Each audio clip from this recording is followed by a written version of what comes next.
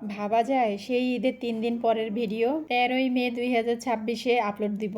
তো যাই হোক, ঈদের 3 দিন পরে ভাইয়া আমাদের নিয়ে ঘুরতে যাওয়ার কথা ছিল, মানে আমার বোনের হাজবেন্ড। তো প্রথম দিন বাচ্চাদের নিয়ে ঘুরছিল, ওই দিন আরহাম অসুস্থ ছিল দেখে আমি আর যাইনি, আরহামকেও যেতে দেইনি। তো ঈদের পর দিন আর তারপর দিন ভাইয়া আবার ব্যস্ত হয়ে গিয়েছিল আর ভাইয়ার একটু অসুস্থতাও ছিল, মানে পেট খারাপ। তো যাই হোক, এই যে আমরা কিন্তু ঘুরতে চলে আসছি, আমি আমার বোন আর আমাদের 4 বাচ্চা নিয়ে। আর এই জায়গাটা তো আমার অনেক অনেক বেশি পছন্দের। ভিডিওর থেকে কিন্তু এই জায়গাটা খালি চোখে বেশ সুন্দর লাগে। তো বাচ্চারা চাচ্ছিল নৌকা ভ্রমণ করতে, তবে আমার কেন জানি 4 বাচ্চাকে নিয়ে ভয় লাগতেছিল। তো আমার বোনকে আমি বললাম যে না, কোনো দরকার নেই, আমরা জাস্ট আজকে দেখি আর এখানে একটু খাওয়া দাওয়া করব। কিন্তু বাচ্চারা তো কিছুতেই শুনবে না। তারপরে যাই হোক, ওদেরকে কোনো রকম বুঝিয়ে সুঝিয়ে আমরা হাঁটা দিছিলাম ওই দিকে, সামনের দিকে, যেদিকে মেট্রো রেল আছে। তো আমার আবার একটা অভ্যাস কি, ঘুরতে গেলে আমি কেন জানি কোনো জায়গায় দাঁড়াতে চাই না। এই অভ্যাসটা বলতে পারেন আমার বাপের মতো, মানে আমার বাপও যদি কোনো জায়গায় যায় সে হাঁটবে, মানে কোনো জায়গায় বসতে চাইবে না। আমারও কেন জানি মনে হয় আসছে যেহেতু, আর এখানে কতক্ষণই বা থাকবে, একটু হেঁটে চলে দেখি। মেট্রো রেলে উঠে নেই এমন কোনো মানুষ নাই। আমি আসলে বলতেছি কন্টেন্ট ক্রিয়েটরদের কথা, যারা ভিডিও বানায় তারা মেট্রো রেলে আসে নেই এমন কোনো মানুষ নাই। আমি সবার ভিডিওতেই কম বেশি মেট্রো রেলের ভিডিও দেখেছি। আর আমি আর আমার বোন তো গল্পই শেষ হচ্ছিল না, আমরা হাঁটতেছি কি আর কি যে গল্প করতেছিলাম আমরা নিজেরাও জানি না। আর ওই যে দেখতে পাচ্ছেন মেট্রো রেল চলে যাচ্ছে। তো আমার বোন বলতেছে এখান থেকে দেখেই আমরা চলে যাই। তো আমি বললাম যে কখনোই না, এত কাছে যেহেতু আসছি মেট্রো রেলে উঠবো, তারপরে এখানে একটু দেখবো, বসবো, তারপরে হচ্ছে আমরা যাব।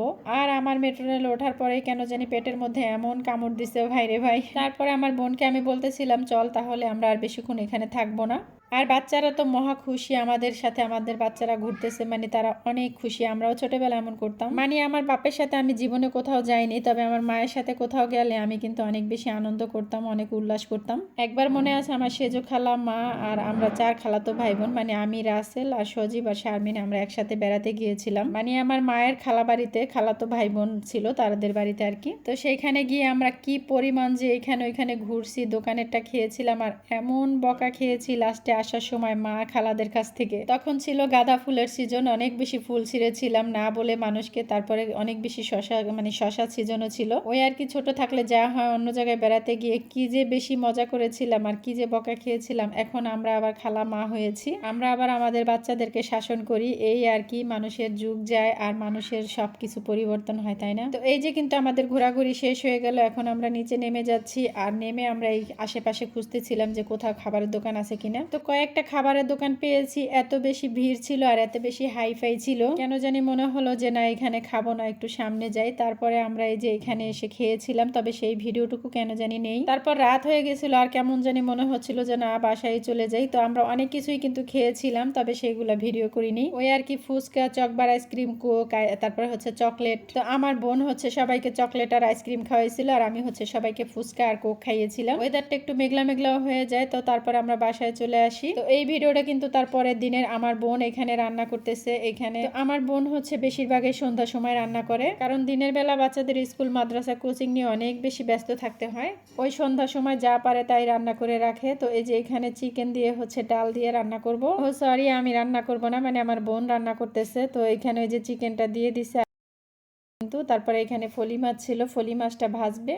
আর এই ফলি মাছটা হচ্ছে পাশের ফ্ল্যাট থেকে দিয়েছিল ওই বাসার ভাবি, মানে তাদের হয়তো পুকুর আছে। তো আমার বোন বলতেছে ফলি মাছটা ভেজে তারপরে খাই। আর এইখানে যে চিকেনটা হচ্ছে কষানোর পরে ডাল দিয়ে দিল। তো আমার বোনকে বলতেছিলাম যে ডালটা মনে হয় সিদ্ধ করে নিলে ভালো হতো। তো ও বলতেছে কোনো দরকার নাই, এভাবে কষাতে কষাতে এটা অনেক সুন্দর সিদ্ধ হয়ে যাবে। আর বাচ্চা যেগুলো আছে সবগুলোতে আলু পছন্দ করে, মানে ওদের জন্য আমরা পছন্দ মতো কোনো তরকারি খেতে পারি না। তো বাচ্চারা আলু পছন্দ করে দেখে আমার বোন মাঝে মাঝে কি করে ওদের আলুর দমও বানিয়ে দেয়, মানে সেটাও ওদের কাছে অনেক ভালো লাগে। তো খা বাবা খা, এক কড়াই আলু দিছি ডালের সাথে, চিকেনের সাথে, এখন খাইস। তো এই যে এখানে কষানো হয়ে গেছে, তো এই যে রান্না হয়ে গেছে, কথা বলতে বলতে সিদ্ধ হয়ে গেছে সবকিছু। তারপরে এখানে আমার মন চাইল একটু শুটকি ভর্তা খাইতে। তো আমার বোনকে বললাম তোর কোনো প্যারা নিতে হবে না, আমি এই শুটকি ভর্তাটা বানাই। তো এই যে শুটকি ভর্তা কিন্তু আমার বানানো হয়ে গেছে। আর এই যে চিকেন দিয়ে আলু দিয়ে ডালদা ভুনা, এখানে ফলি মাছ ভাজা, আর এই যে শুটকি ভর্তা গরম। তো আমরা এখন খেতে থাকি আর ব্লগটা বড় করবো না। সবাই ভালো থাকবেন, আল্লাহ হাফেজ।